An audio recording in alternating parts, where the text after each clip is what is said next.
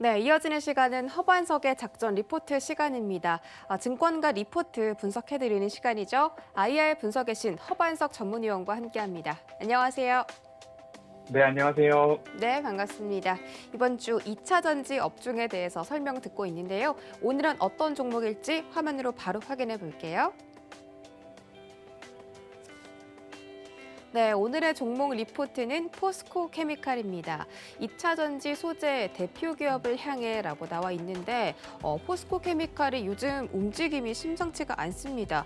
최근에 2차 전지 날개를 달았다고 하는데 이 신성장 사업 부문에서 이 투자자들의 관심도 좀 많이 받고 있고 최근에는 회사채를 모집하는데 6배나 자금이 몰려서 또 흥행하기도 했다고 합니다. 앞으로 이런 이슈들이 주가에 반영될 날이 머지 않았다고 생각이 드는데요. 포스코 케미칼에 대한 자세한 분석 부탁드릴게요. 네, 이번 주 2차 전지 섹터를 좀 살펴보고 있습니다. 2차 전지는 조정 심하다, 기회가 될 수 있다라는 말씀을 3월에도 드렸고요. 5월에도 드렸고요.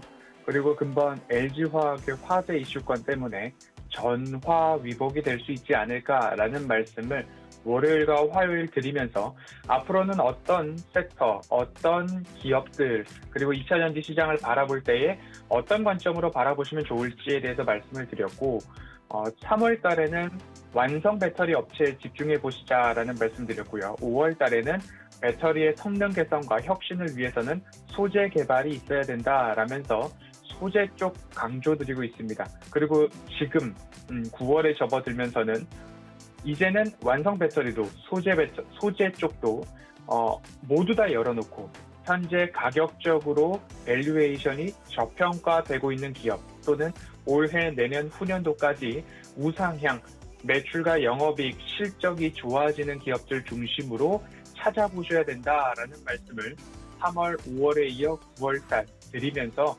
오늘은 포스코 케미칼에 대해서 살펴보도록 하겠습니다. 2차 전지 소재 대표 기업을 향해라고 제목을 좀 정해봤는데요. 9월 8일 KB증권에서 발간된 리포트와 그리고 8월 6일 신한금융투자에서 발간된 리포트 두 리포트를 살펴보면서 포스코 케미칼 어떤 이유에 의해서 작전 리포트에서 분석을 하고 있는지 좀 살펴보도록 하겠습니다.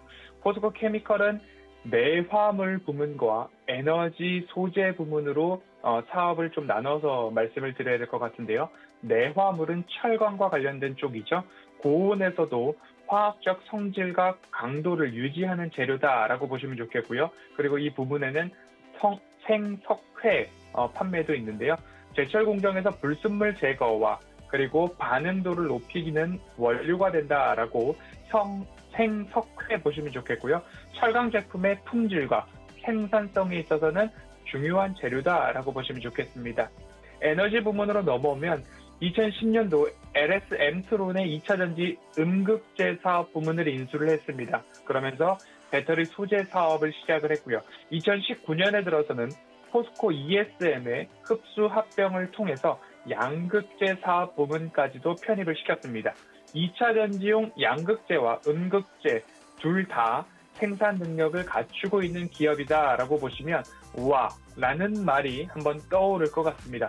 매출 비중을 본다면 지난해 기준으로 에너지 소재 부문은 34%, 그중에서 양극재 22%, 음극재 12%를 차지하고 있고요. 철강 쪽으로 분류가 되는 내화물 그리고 생석회 쪽에서는 매출 비중이 66%입니다. 에너지 부문은 34% 내외, 내화물 쪽으로는 66% 내외로 좀 보시면 좋을 텐데요. 포스코 케미칼이 앞으로는 이 에너지 부분, 양극재와 음극재 캐파를 어마어마하게 늘려가고 있는 모습이기 때문에 철강 쪽에서는 캐시카우, 그리고 에너지 부문에서는 신성장 동력, 미래 모멘텀으로 작용하지 않을까라고 이해를 해보시면 좋을 것 같습니다. 그러면 포스코 케미칼의 성장 동력을 한 3가지 정도로 나눠봤습니다. 중장기 성장 동력으로 국내 유일의 음극재 제조업체로서 시장 성장에 따른 전기차 확대, 그리고 배터리 확대, 2023년 또는 2024년까지는 배터리의 공급이 수요를 따라가지 못하는 상황이다라고 말씀을 드렸기 때문에 향후 음극재 시장도 마찬가지로 연평균 30% 5년간 성장할 것이다라는 이야기가 나오고 있습니다. 음극재 매출을 본다면 20년도 1,819억 원에서 25년도 6,630억 원까지 성장이 전망되고 있고요. 음극재는 규모의 경제를 좀 보시면 좋을 것 같고요. 가격 경쟁력이 가장 큰 경쟁 요인으로 좀 작용할 수 있을 것 같습니다. 그래서 현재 사업자들이 탄탄하게 지키고 있는 가운데 진입 장벽이 다소 높은 시장이다라고 이해를 해볼 수 있을 것 같고요. 음극재 생산 능력도 앞으로 조금 강하게 빠르게 늘려나가는 모습입니다. 20년도 4.4만 톤, 25년도 17만 톤, 30년도 26만 톤까지 급격하게 성장시켜 나가고 있고 매출액은 20년도 대비 25년도가 되면 1조 원까지 좀 추정을 하고 있습니다. 435%의 증가가 전망되고 있는 시장인 만큼 첫 번째 성장 동력으로는 음극재를 살펴볼 수 있겠고요. 두 번째로는 양극재를 좀 살펴볼 수 있을 것 같습니다. 양극재 같은 경우에는 가파른 성장 마찬가지로 이어질 텐데 전기자동차, EV 시장의 수요 확대에 따라서 음극재 매출도 20년도에는 3,514억 원에서 25년도에는 5조를 돌파할 수 있다. 향후 5년간 연평균 성장률 71%가 전망되고 있습니다. 양극재 생산 능력은 20년도 4만 톤 규모에서 25년도 27만 톤, 30년도 40만 톤까지 확대할 계획이다. 그럼에 따라서 양극재 매출이 2030년도가 되면 2020년도 대비 21배나 증가한 7조 4천억 원이라는 어마어마한 숫자를 조금 전망이 나오고 있습니다. 이러한 전망치에 대해서는 상반기 반기 보고서 기준으로 2030년도까지 지금 몇 배야? 라는 21배라고 되물으실 수 있을 것 같습니다. 2차전지 소재 부문에서 현재 상반기 보고서 기준으로 9,611억 원 규모가 현재 진행 중인 투자 규모고요. 그리고 2차전지 소재 부문 앞으로 향후 투자 계획이 21년도 남은 투자 금액이 3,883억 원이고요. 22년도에는 2,916억 원, 23년도에는 230억 원, 3년간 총 7천억 원 이상이 투자될 전망입니다. 올해만 해도 1조 원에 육박하고요. 3년간 앞으로도 7천억 이상의 투자 규모를 계획해 놓은 상황이기 때문에 앞서서 말씀드렸던 음극재 그리고 양극재 캐파 증설에 대한 부분들이 현재 면밀한 계획에 의해서 나오고 있는 수치다라는 말씀 한번 참고를 해보셨으면 좋겠다라고 말씀을 드리고 싶고요. 그리고 캐시카우라고 말씀을 드렸던 철강 산업에 대해서는 포스코 케미칼, 그럼 모 회사는 포스코가 되겠죠.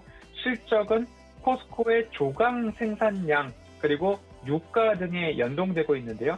포스코는 특별한 경기 악화나 감산에 대한 이슈가 있지 않는 한 조강이라는 것은 일정하게 유지되고 있는 생산량이 유지되고 있는 그 포스코의 그 로라고 하죠. 그 철강 로를 세울 수 없는 그쪽으로의 모습이기 때문에 포스코는 반도체 시장, 반도체 라인과 마찬가지로 생산량은 여전히 유지되어야 한다. 그 로의 불을 끌 수 없기 때문에 라고 생각을 해보시면 좋겠고요.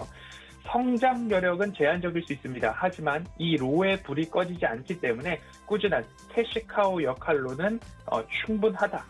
매출 비중은 약 35 정도의 에너지 부분과 65 정도의 이 철강 쪽 섹터, 에너지 부분이 에너지 부분은 35, 그리고 철강 쪽 내화물로는 65를 차지하고 있기 때문에 앞으로 이 매출 비중이 에너지 비중이 얼마나 커지는지 그 부분을 모멘텀으로 좀 생각을 해보시면 좋을 것 같다라는 말씀을 드리겠습니다. 실적을 본다면 3분기는 매출액은 5천억 원이 넘어가고 전년 동기 대비 30% 이상 성장이 전망되고 있습니다. 영업이익 같은 경우는 362억 원으로 전년 동기 대비 87% 전망이 되고 있습니다. 3분기 영업이익률은 7.2%가 전망이 되고 있고요. 21년도 전체 매출액을 좀 생각을 해본다면 매출액은 2조 원, 영업이익은 1,400억 원이 넘어갑니다. 그러면 매출액은 전년 대비 26%의 성장, 영업이익은 전년 대비 139%에 달하는 성장이 전망되고 있습니다. 영업이익률 마찬가지로 7.3%로 3분기 대비 다소 높을 수 있는 21년도 영업이익 전망이 나오고 있습니다. 올해뿐만 아니라 내년, 후년도까지 매출액, 영업이익, 당기순이익 모두 다 두 자릿수 증가율을 좀 보일 것으로 전망이 되고 있는데요. 그 부분을 생각해 본다면 허반석의 모멘텀 체크리스트에 부합되고 있는 모습이다라는 말씀을 꼭 드리고 싶습니다. 포스코 케미칼이고요. 매출액 27%, 25%, 42% 올해, 내년, 후년도 따박따박 증가하고 있는 모습이고요. 영업이익은 142%, 28%, 44%. 당기순이익도 369%, 20%, 37%. 현재 주가상, 차트상 주가가 다소 올라와 있습니다. 많이 올라와 있는데 이제는 일부 바닥을 찍고 다시 한번 재차 상승을 할 수도 있겠다라는 말씀 드리고 싶습니다. 하지만 이 상승 추세가 가팔랐기 때문에 이제는 다시 한번 추세 바닥을 기간 조정을 받고 있는 것 아닌가라고 좀 보시면 좋을 것 같고요. 다시 한번 재무 비율을 좀 보도록 하겠습니다. 재무 비율을 본다라고 한다면 제가 부채 비율과 유보율을 좀 말씀을 드리고 있잖아요. 부채 비율은 지난해 연말 기준으로 104%에서 올해 상반기 47%, 50% 미만으로 떨어졌습니다. 유보율은 3,181% 지난해 연말 기준에서 올해 상반기 5,901%까지 좀 늘어났습니다. 상반기 기준으로 유보금은 2조 2,800억 원을 조금 넘어가는 모습입니다. 어제 말씀드렸던 솔브레이가 마찬가지로 유보금은 높아지고 부채 비율은 줄어드는 재무 건전성까지 확보된 기업이 아닌가라고 좀 보실 수 있을 것 같습니다. 이제 마칠 시간이 조금 돼가고 있어서 짧게나마 추가적으로 투자 포인트를 하나 더 말씀드린다면 신한금투 리포트에서는 빅피처가 그려진다라는 이야기를 좀 하고 있는데요. 어느 빅피처인가라고 딱 꼭 집어서 말씀을 드리면 향후 포스코 계열사 포스코 인터내셔널을 통한 음극재 사업 부문의 연료 공급 추진이 계획 중에 있습니다. 원료 공급의 수직 계열화가 완성이 된다면 안정적인 원료 공급뿐만 아니라 규모의 경제에 있어서 가격 경쟁력까지 확보를 할 수 있는 포인트가 된다라고 기억을 해보시면 좋을 것 같고요. 양극재, 음극재 모두 다 대규모 캐파, 증설, 확장에는 무리가 없을 것으로, 왜냐하면 포스코 그룹사에서 음극재뿐만 아니라 여러 가지 사업들의 시너지를 계획하고 구상하고 있다라고 보시면 좋을 것 같습니다. 오늘 포스코 케미컬 살펴보았는데요. 함께 살펴본 분석 내용과 리포트의 내용 그리고 저의 분석들에 고개가 끄덕여지신다면 하반기 재차 확인되는 저점에서는 관심을 가져볼 만한 모멘텀들이 충분한 기업으로 오늘 포스코 케미컬 여기까지 살펴보고요. 다시 보기 영상과 리포트 전문들은 노란톡 오픈 채팅방에서 함께 공유를 하고 있으니까요. 2차 전지 섹터에 대해서 함께 이야기하고 생각을 공유하실 분들은 함께 참여하셔도 좋겠다라는 말씀 드리면서 포스코 케미컬은 여기까지 살펴보도록 하겠습니다.